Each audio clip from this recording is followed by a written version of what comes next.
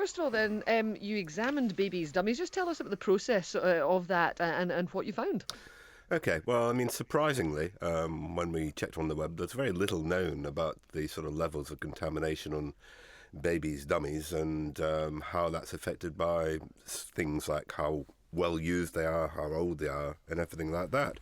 And so what we did is we had a look at what happens if you drop new dummies on the floor and what do they pick up. And then we had a look at what happens with the real dummies themselves. Now, with that, we're notorious for going around different environments and looking for different types of bacteria and drug resistance.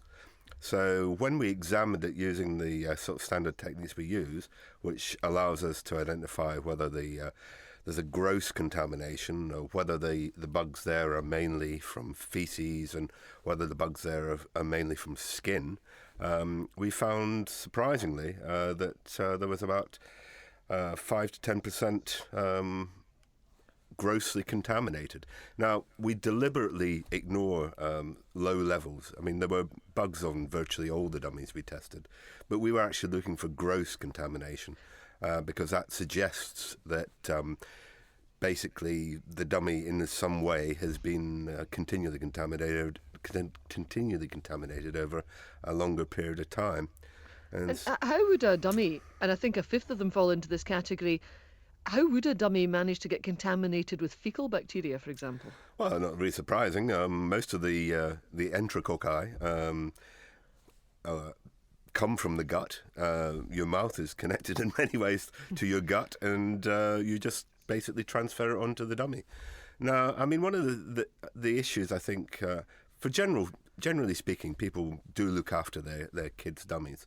But there were situations where it was quite scary, the levels of bacteria on there and the type of bacteria on there. And so all we are suggesting is that the people who are continually looking after their kids' dummies, please continue to do so. Please don't keep dummies for more than 6 months.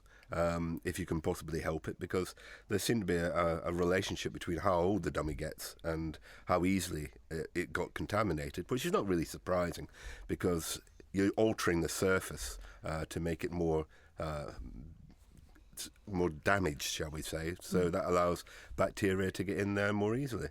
What I found quite surprising, actually, was when you compared with where the dummy had been dropped. For example, whether it was dropped on a pavement or, for example, a soft play area. Yeah. Well, in some cases, actually, dropping it on a soft play area and dropping it on a pavement, they didn't pick up much. But that's a random event. I mean, it's like everything else in life. If you drop something, you don't know what's been there beforehand. And if you've dropped it on somewhere a dog had just been and somebody cleaned it up very nicely, and you didn't know that, then you're going to get a heavily contaminated dummy. And you wouldn't dream, at least I hope you wouldn't dream, of dropping it in the outside and then sticking it in your kid's mouth. I know people are saying already, well, yes, we're all too sterile and too clean. That's not the case, really, as far as children are concerned. They do need introduction to the proper bacteria that help them survive in this world, but they don't need introduction to the bacteria which won't. Yeah, I mean, some of those bacteria were potentially pretty dangerous. Absolutely. I mean, the enterococci, they're very tough little organisms. They survive in the gut and they survive in the environment very well. But one of their famous tricks is the fact they tend to be multiply drug resistant. This is something like MRSA, that type of thing? Not quite as toxic as MRSA, but they do carry drug resistance determinants very well.